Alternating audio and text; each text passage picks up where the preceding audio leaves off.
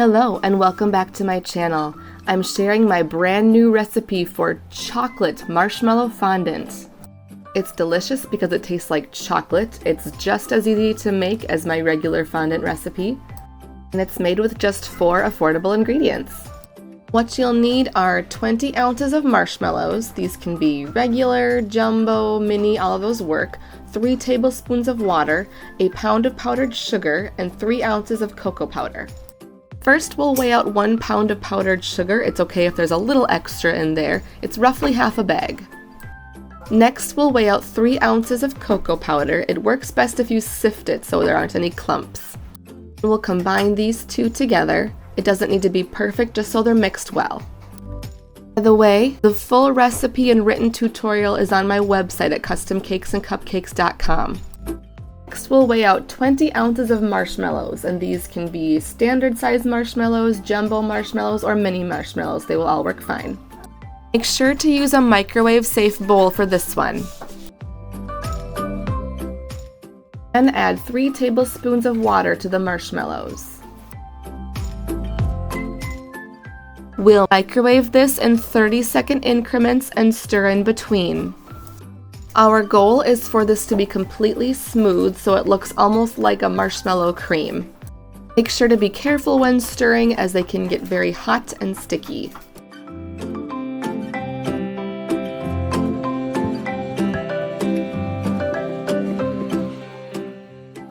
Once the marshmallow mixture is completely smooth and there aren't any lumps, it is ready.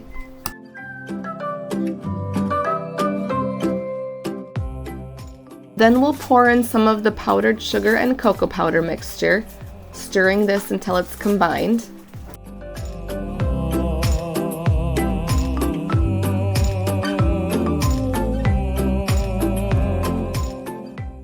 Continue to add more in small portions, stirring in between.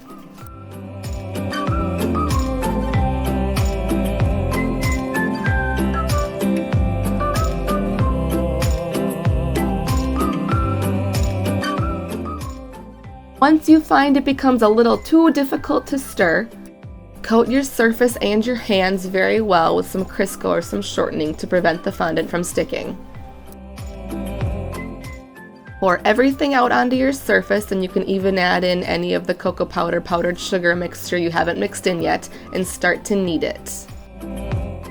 This will take some time. It'll start off kind of messy and sticky, but over time it'll become more smooth and it'll actually start to pick up any leftover ingredients on the surface itself.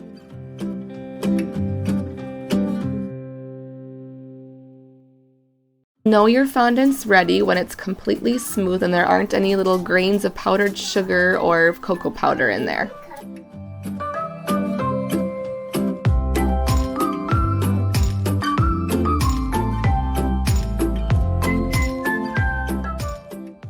Here is what it looks like.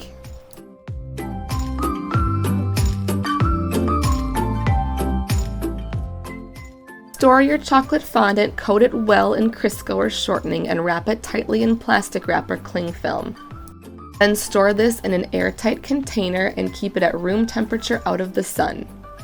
Fondant will keep as long as the expiration dates say on the ingredients you've used. I go by whichever is soonest of the marshmallows or powdered sugar or cocoa powder.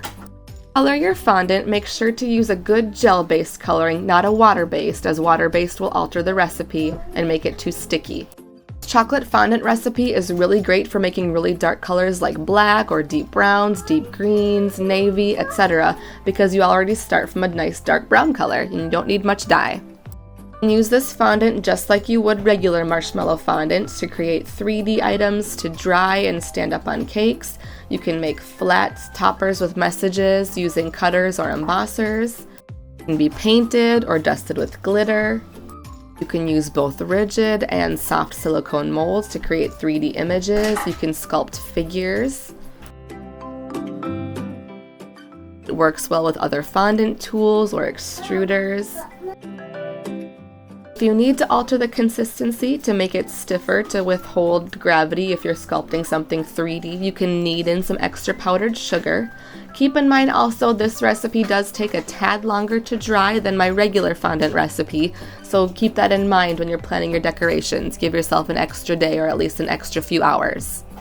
Thank you so much for watching. I can't wait to see what you make with your chocolate fondant. Make sure to subscribe for more tutorials and recipes coming soon.